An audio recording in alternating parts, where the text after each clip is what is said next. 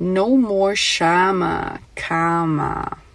What is up, ladies and gents? It's your boy Jermaine Event, main on MMA, and today we are checking out a video from the GOAT Kunath. It's his predictions for UFC Vegas 104. He's going to go over the whole card. Probably too much of the card because I believe one fight was just knocked off due to injury, if I'm not mistaken. One fight was knocked off this card this morning. I'll try to see what it is skip over, but let's see what Kunath has to say about this weekend's card. I was actually just going to skip this card in general, like not even watch it. We'll see. For predictions, as always, you can call me Kunath. Let's make some money this week. We got middleweights in the main event. 2025 might be the year of the rematch. We had Mackenzie Dern, Amanda Hebos 2. We had Dricus du Plessis, Sean Strickland. We had Fluffy Hernandez, Brendan Allen. We had Gaethje and Fiziev. And now we've got Marvin Vettori, Roman Dolidze 2, but this time we got 5 rounds to work. The first fight was very competitive. Both guys were scoring pretty consistently. Vettori was busier. He was landing more than Dolidze. He was mixing it up at different levels with the low kick, then finishing upstairs. Dolidze had a lot of success as well. He did more head hunting, but he was landing some bombs. And Vettori, for what it's worth, might have the best chin of all time. He never really appeared to be rocked or hurt, but when I was watching it live, I thought Roman Dolidze won. Of course, we got to do our due diligence. I got to watch the fight again. Upon the rewatch, I thought Roman Dolidze won. I gave him the first and the third round based on damage, and damage is the #1 scoring criteria, although I think that's tricky. We say that a lot in the space, but it gets a little tricky because we say damage this, damage that. That's a lot of damage! But when a fight's very close, I think activity at times can sway the judges more than damage can. Vettori was throwing more strikes. He was backing up the whole time. He was getting lumped up. He was bleeding from his nose and his mouth, but he kept throwing. One judge even gave him all 3 rounds in a fight where I thought he lost 2. So sometimes activity, when a guy's not really showing that he's hurt, can trump that physical damage that you're seeing maybe on their face or their body or wherever. See, Vettori's just not that good. He's okay. I don't think he'll ever be like a champion. And I think I don't know, man.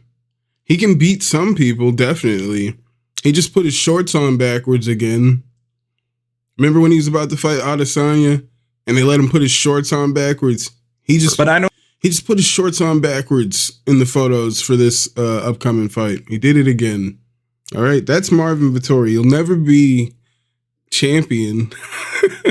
He's a serviceable fighter. He's only 31. Dolidze 36. I think Dolidze should win this fight, to be honest. I don't expect this second meeting to really be any different than the first one. Vettori's going to throw a lot. He's going to land a lot. I worry that the long layoff and the injury and how he looked against Jared Cannonier could take away from his performance this week, but Marvin Vettori's a grinder. Preparation has never been an issue for him before. And if you're on the Vettori side, I think you have to like that it's a rematch. At 31 years old, he might still be improving, while Roman Dolidze is who he thinks he is. And at times, I like that for a fighter, right? Do what you do best. If your style is going for broke, swinging for the fences, making it a dirty scrap, then by all means do that. He's got the power advantage, why not use it? The issue that he faces, though, is that for as big as that power is coming from Roman Dolidze, he tends to get his legs chewed up. Not very good at checking low kicks. Everybody who fights him, that's part of their game plan, is start chopping away at that lead leg, and the more you do that, as the fight goes on, that power starts to fade a little bit, and they got 5 rounds to work, so I think Marvin Vettori invests in that early. Another thing about Dolidze that I don't really care for is that he tends to load up, so when he's missing on these punches, he's missing big, he's finding himself off balance, that opens him up for counters, and it's just not a good look for the judges. And while I thought Vettori lost the first meeting, I do think again that it was a close fight, and something that Vettori did really well was he let the fight come to him. He let Roman Dolidze walk onto punches, won the volume game again. He also had Roman Dolidze walking into those leg kicks. And a little detail that I liked about the Vettori leg kicks is that he spent time in Thailand before the fight. So when he was throwing those round kicks to the lower body, he was doing it Thai style. He wasn't throwing it to the calf like what is super popular in MMA today. He was throwing it to the thigh. And while the thigh is a bigger muscle, more surface area, it can take more of a beating than the calf. So that's why you see the calf is more like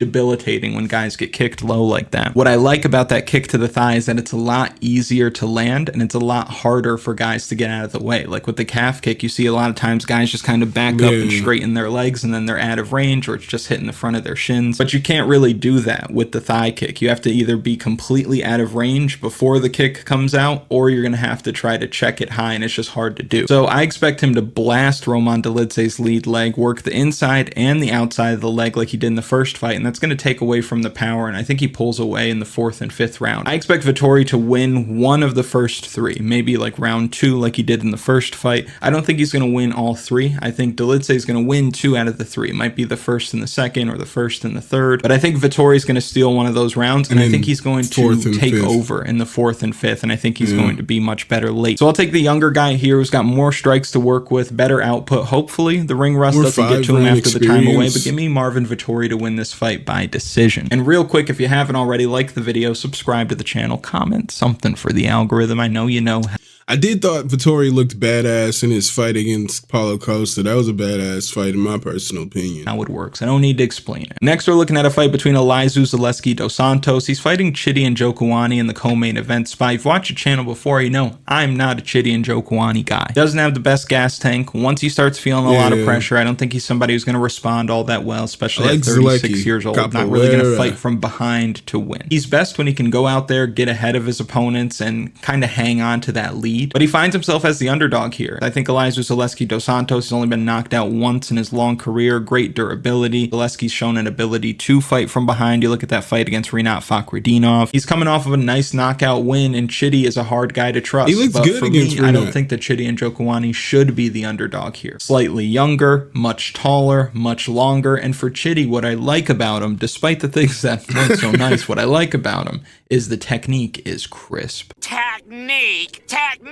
Like, he may not be that kind of junkyard dog that we want the fighters we're betting on to be, but he does have that kind of swagger to him where it's like, yo, I've been doing this for a long time. You look. I think Zaleki's a dog. Zaleki's a dog. Get that Muay Thai technique. He throws those hard knees in the clinch. They get to the target right away. The angle is nice. The foot is pointed. When he's throwing his kicks, whether it's with the lead leg or the back leg, whether it's low, middle, high, there's no fat on these techniques at all. It's super crisp. He's always turning the hip over. It's landing with a whole lot of power. So here's where I'm at with it. The best case scenario, matchup-wise for Chidi Njokuani, is to fight a guy that he's faster than, bigger than, a guy who wants to strike, and a guy who's not known for having a ton of power. And that's kind of what he has in front of him this week. You look at the recent losses. Knockout loss against Gregory Rodriguez, mountain of a man. Former light heavyweight and power puncher Michal Leksichuk. The Albert Duraev fight, could have went either way. If he threw maybe 1 or 2 more strikes in those swing rounds, he probably would have ended up winning that fight. Some people think that he should have won based on damage without those extra strikes. Even before the UFC and the Bellator losses, big, powerful middleweight. So I like the matchup here. I think this is an opponent that Chidi can look good against. He has the length, he has the power, the distance management, and Zaleski's not going to force him to fight at a crazy high pace, I don't think. So give me Chidi Njokuani to win this fight by decision. And at his price, he probably finds himself in the official betting article this week. You can find that on KunathMMA.com. 3rd straight week last week of a profitable event. Things are looking good. Want to go make a little bit of money? Go visit KunathMMA.com, linked in the description and in a pinned comment. You can also get DFS tools like the data model, strategy guide, optimizer, all of that good stuff, and the community parlay. You can find all of that on KunathMMA.com. Again, linked in the description and in a pinned comment.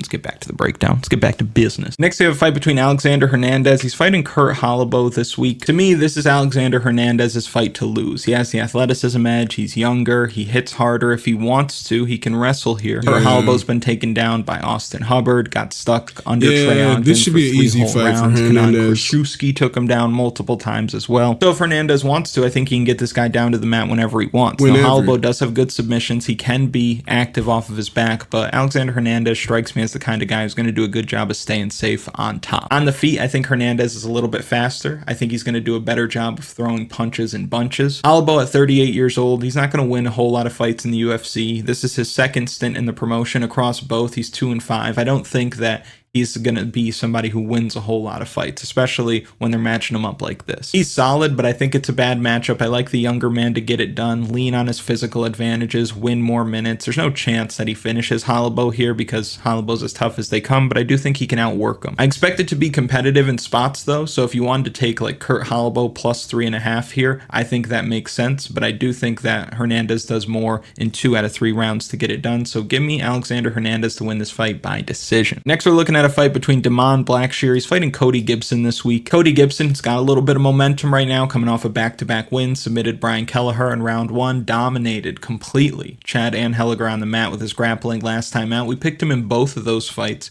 because of that grappling. Because he's so long when he hits the mat, it's hard for guys to get him off of him. And he's a good wrestler. I believe he's a wrestling coach. I think that's what is said during the broadcast. So you would expect him to come in here with good takedowns, knowing how to be able to control guys on the mat. So it was no surprise to see him do that to smaller guys, but I don't think he has a chance of doing that this week because Deon Blackshear matches up very well physically. I think Deon Blackshear is going to be a lot stronger in the clinch as well. I think there's a chance that Deon Blackshear is the better striker here, and even if he's not, Cody Gibson's landing with next to no power, so I don't think it'll make a huge difference. I love me some Deon Blackshear. I think he's a problem. This is a guy that fought to a draw against Yusuf Salal. This is a guy who got robbed in a decision against Mario Bautista on 6 days' notice. This was after hitting a twister. I think Cody Gibson can be bullied in there, and I think Deon Blackshear at times is good at being a bully. So give me Deon Blackshear to win this fight. I think he ends up winning by submission. I think he finishes Cody Gibson here. Dyer Nurgajai, he's fighting Bredison Ribeiro this week. Let me just pause there for a second. Did my nigga just get knocked out? Man, I'm thinking of a different nigga. Yeah, he just got knocked out in 18 seconds in Denver. I was at that fight. But he came out and beat Cody Stamann first round rear naked choke. So, okay. He's bounced back since then. Montel hasn't fought since then, I don't believe. The nigga needs to be a little more active if he can. He's got a fight coming up. Daniel Marcos, May 25th. All right. Blackshear. Let's go. This week, he's making his debut in this spot. The undefeated fighter from Kazakhstan coming in at -300 or worse. Parlay fuel, big pimpin'. Easy work. Ooh. Absolutely easy work. Bredison Ribeiro came to the UFC as a potent finisher. Hasn't sniffed a finish since. Nurgajai's coming off of that nasty head kick. Picking the undefeated Kazakh. I don't think we need to hear anything. Knockout on Contender Series. The guy was fighting in Eagle FC, became a champion there, 5-round experience, so you know the cardio is going to be on point. I don't think Ribeiro's going to do well against the firepower that's coming back his way either, especially if this fight gets extended, because Nurgajai is going to give you a much better third round. And when you consider that Bredison Ribeiro is rocking a goose egg takedown defense number in the UFC, not a good look at all. Gave up 5 takedowns to Magomed Gadzhiazulov, who we know is not a great grappler. Bruno Lopez was kind of throwing him around a little bit. So I think this is an easy one. Give me the debutant to stay undefeated. Again, parlay fuel of the highest order. Give me Dyer Nurgajai to win this fight inside the distance. Next, we're looking at a fight between Kevin Vallejos. He's fighting Sung Woo Choi this week. I'm sorry if all these fights just seem super straightforward, but they do. There are a couple that are, potential dog spots. I think the women's MMA can get a little dicey. I'm glad I'm looking at this because, beforehand, I thought, this card isn't too interesting, honestly. But as he's looking into it right here, this is a pretty interesting fight card. I'll definitely watch this fight card. You see, but Kevin Vallejos is going to blow the doors off of this guy. This guy should have or could have been in the UFC a while ago, but he lost on Contender Series to Gene Silva. And like we talked about with Ozzy Diaz last week, Contender Series is luck of the draw. Sometimes you get a dude from Cage Warriors. Sometimes you get a fighting nerd, right? Sometimes you get elite level UFC caliber talent. A dude from Cage Warriors. It's funny, all right, because I personally, I thought that Cage Warriors kind of produced majority, probably 90% shit talent, not that good of fighters once they get to the UFC. And I had said that to my crew over at Calf Kick Sports, and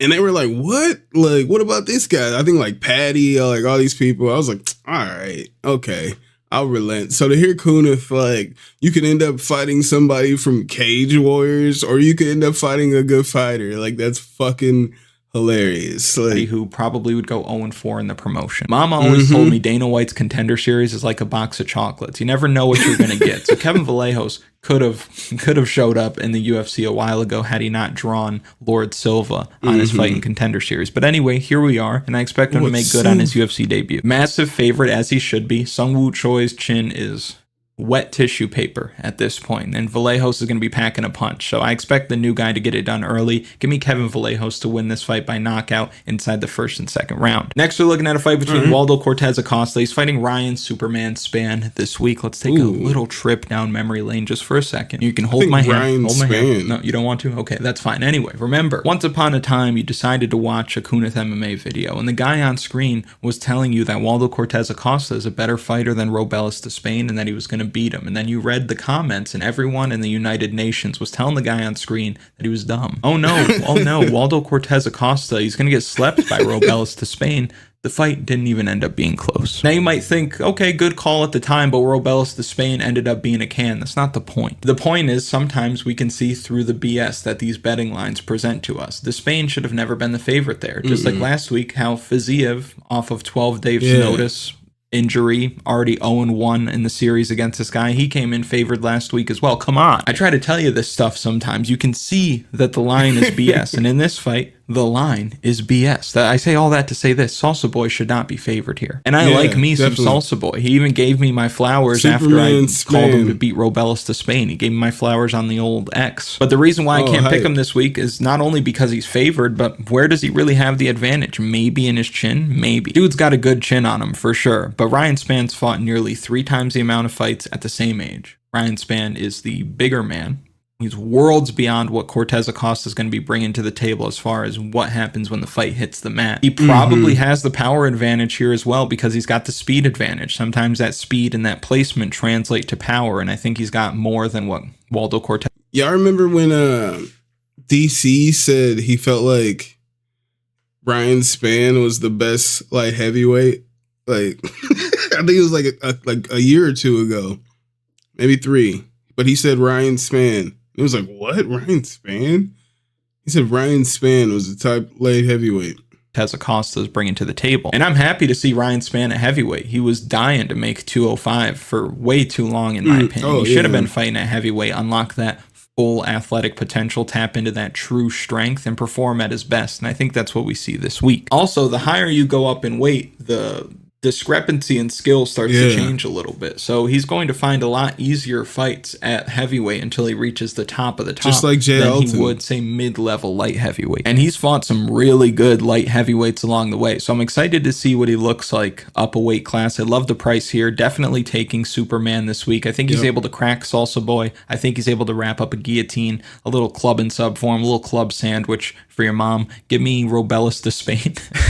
Not Robelis de Spain. Give me Ryan Spann to win this fight by submission. Next, we're looking at a fight between Su Young Yu. He's fighting AJ Cunningham this week. Su Young Yu, massive favorite, road to UFC champion, beat some guy who came up through WLF wars in China, so that doesn't really mean much. He's fought largely low-level competition up until this point. AJ Cunningham might be the best fighter he's seen so far, but I worry that AJ Cunningham might not be UFC caliber talent. Tough guy. He would feast outside of the UFC, but he might be a step behind some of the fighters that he's going to see in the promotion. So I expect Yu to get the fight to the mat like he always does, lean on that grappling advantage, get to a dominant position, and really do whatever he wants once he gets there. I could see him winning by arm triangle, by rear naked choke, just one of those submissions where you get it from when you're in the driver's seat. It's not like a guillotine where you catch it, or a triangle where you trap somebody into it, or an arm bar or something like that. Now it's going to be one of these submissions where he's already in a dominant position and then he just ends the fight. So give me Su to get it done by submission. Now this one does feel like a trap spot. So I'm going to urge you to stay away or take the fight inside the distance. I hate this fight, and I only hate it from a betting perspective because you got Josias Musasa fighting Carlos Vera. Musasa is a huge favorite here, a bit scary for an unproven guy being a favorite of this size in his debut. And when I say unproven, I mean it. I mean it because he hasn't fought anybody yet. It's not like last week where if you go through the comments, people are saying, why would you pick Ignacio Bahamondes? He's unproven. What are you talking about? Are you out of your gourd? This, for those of you that need reminding, this is what unproven looks like, is Josias Musasa. But what he's got going for him here is that he's younger, he's bigger, he hits like a truck, or at least the guys that he's been fighting make it look like he hits like a truck. Just worry that if he gets to the ground, Carlos Vera is going to put him in the web. A spot I would recommend you stay away from, I would sprinkle a couple of doll hairs on Vera by submission. I think that makes sense, but the pick for me in this fight will be the KO wizard, Josias Marshall. I think he gets it done in the first or second round with that big power. If he doesn't, a little worried about him, but I'm going to go with the narrative. I'm going to say that the odds makers know what they're looking at here, but feel like it's a trap spot. A little worrisome, but give me Mousasi to win by knockout. Next, we got a fight between Sam Hughes. She's fighting Stephanie Luciano this week. Sam Hughes finds herself in the same position that she has found herself in multiple times in the UFC. Outside of Sam Page's debut, you look at the fighters that she's getting matched up with. It's not the same fighter exactly every time, but it is the same kind of fighter every time. What I mean by that, Loma Lookboonmee, Luana Pinheiro, Estela Nunes, Elise Reed, Pieta Rodriguez, Jacqueline Yamarim, Yasmin Jauregui, Victoria Dudikova. What do they all have in common? They are young prospects early in their UFC career, and she draws yet another young fighter very early in her UFC career, and what it is it's a test by the UFC, and it's a great test. The reason why I say it's a great test is because out of these 8 fighters that I named, she's beaten 4 of them. She's lost to 4 of them. So it's the perfect test. If you can get through Sam Hughes, you're probably pretty solid. And if you can't, you got some things to work on. So the UFC is here testing yet another young prospect in Stephanie Luciano, who I don't think should be favored here. I think the line is kind of crazy, in my opinion. She has 1 win in nearly 3 years, and that was a win against Talita Alankar, who's not very good. Also, one-dimensional grappler who's undersized for even strawweight. Luciano's only looking to strike here, and she's dealing with a grinder who's going to keep moving forward, eat punches, throw punches of her own. And Sam Page might have success mixing in takedowns, and at least she has the option to do so. Sam Hughes has fought much tougher competition. She's been doing this for longer. She fights out of a better camp. I don't get it. And we talked about this a few weeks ago with Haqparast and Ribovic, so I'm not taking the victory lap here, but this is something that we've talked about, and we see it literally every week. There is a favorite who's like in that minus 200 to minus 300 range that loses. This looks like that person. Stephanie Luciano looks like she's the trap spot of the week. I know the Mousasi one I said could be. This looks like it definitely is. Because she's going to be facing the grittiest opponent she's ever seen this week. And I don't like the idea of someone with so few fights having this kind of price tag. I think there's big value on the underdog here. And the thing with Sam Hughes is you're not going to ever get a shortage of effort. She's always going to fight for your money. So why not take the price on that dog there? Give me Sam Hughes by decision. Next, we're looking at Andre Lima. He's fighting Daniel Barres this week. Andre Lima, I'm going to keep picking him until he loses. He hasn't really given me a reason to, and the matchups aren't really forcing my hand. Undefeated, 26 years old, but he fights like he's 32 and has been in the UFC for years. The young man's got great poise, patience, balance, fight IQ, cardio, everything you can ask for. He's not going to lose because he's making a mistake. Of course, he'll make some mistakes in there. Everybody will, but he's not going to make a fight-ending mistake. He will lose eventually, and it's going to come when somebody just overwhelms him with activity, but he's never going to lose because, or at least not anytime soon, because he put himself in just bad positions over and over again. Lima does a really good job of letting the fight come to him, letting the fight develop, taking what the opponent's giving him. And Barres is talented, he's fast, but I think he's at a skill disadvantage here, and I think as the fight wears on,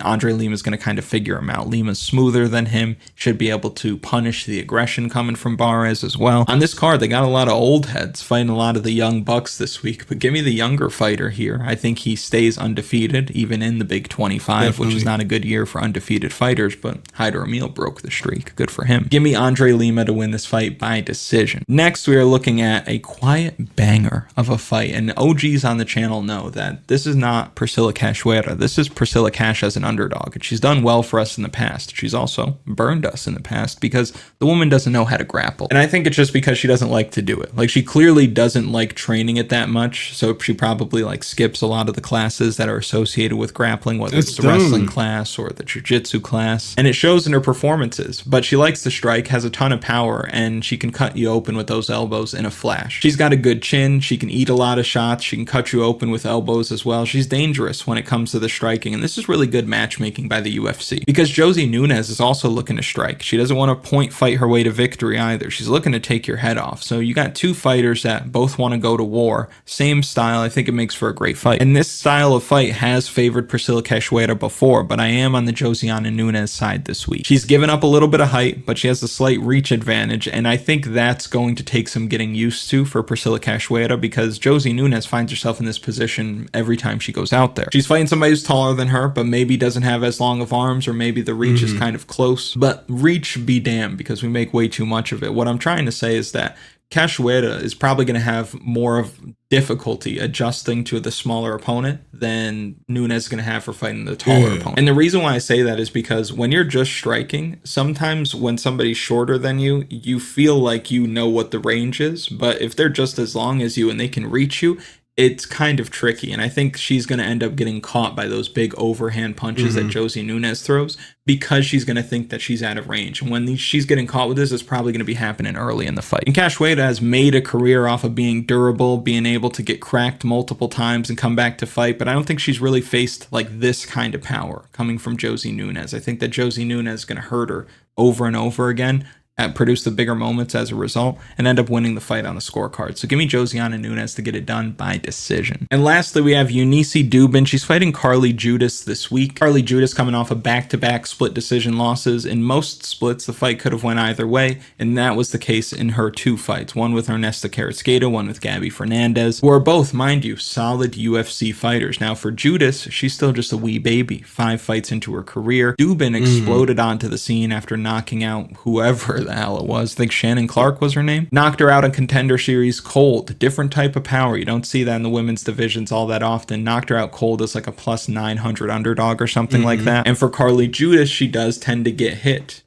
a lot. So you have somebody who gets hit a lot versus somebody who is bringing a sledgehammer to the party like Triple H. So the choice is clear, yes. Underdog at wide odds who puts women to sleep. I say no. It seems like it could be straightforward like that, but Carly Judas kind of has that dog in her. She threw a combined 617 strikes in her last 2 fights. If you stood up and threw 617 strikes on air for 30 minutes, you'd probably be looking for an inhaler even if you didn't own an inhaler. That also doesn't account for nervous energy, pre-fight workout, all the footwork, defending takedowns, defending strikes, absorbing strikes, trying to listen to your corners, trying to win minutes. So for her to be out there throwing that kind of volume, the woman is an animal. And Dubin's a force, right? She tends to just get women out of there. But if this fight gets extended in the 3rd and 4th round, she's going to be huffing and puffing, and she's going to have to deal with 150 strikes coming back her way. And I don't know if she's going to be able to do that. That kind of volume can drown some. Why is this girl in the UFC? She lost her Contender Series fight, and then she lost the next fight. She somehow got a fight in the UFC, this Carly girl, on a 2-fight losing streak. I don't even understand how she got here. And you have to think distance, management, defense. It's probably been an emphasis in the Judas camp because they're probably thinking, okay, let's weaponize the cardio by maybe throwing harder. So we don't throw as many punches, but we throw harder punches. That way we can also maintain your distance, focus on your defense, but still keep that offense going. Because they already know this isn't a fighter who's going to give up on herself. They're never going to have a fighter who gets tired. So now it's just about refining the skills, putting the pieces together. I get that Dubin's probably the juiciest dog for most people this week, but I like what I've seen from Judas. I think she's the right side. I think she's favored for a reason. I think she's fought better competition even in a shorter amount of, or fewer amount of fights, excuse me, but give me Carly Judas to win this fight by decision. If you've made it to this point in the video, thank you so much for watching. I really do appreciate it. Make sure you like the video, subscribe to the channel, comment something for the algorithm, and I will see you next week. UFC. Shout out to the boy Kunath for the full breakdown. I'm actually hyped for this card. I thought it was kind of some sleepers, but there's actually a lot of interesting matchups on this card. A lot of prospects versus veterans. This is a very interesting card. This rematch here between Vettori and Dolidze, I still don't really give a shit about it. I don't think it really means anything. Well, I think like the first fight, it means more if Dolidze wins than it does if Vettori wins. If Vettori wins, then it really means nothing. For the 36, he beat a 36-year-old Dolidze who he's ranked above. That's what happened last time.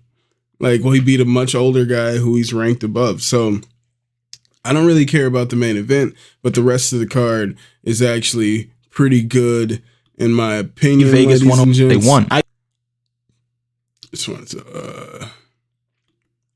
I was annoyed with the scene that it was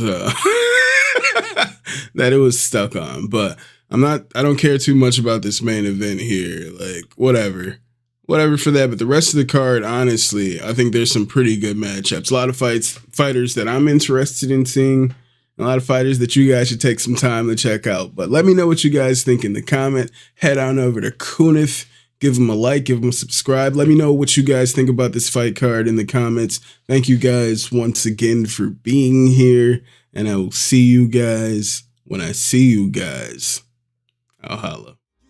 Featherweight, I'm more Francis Ngannou. I be the biggest problem out of any nigga I know. A little old school, like some 45 vinyls. You niggas old duels, what that do to the wino? I do it the commercial way, pay without the splits.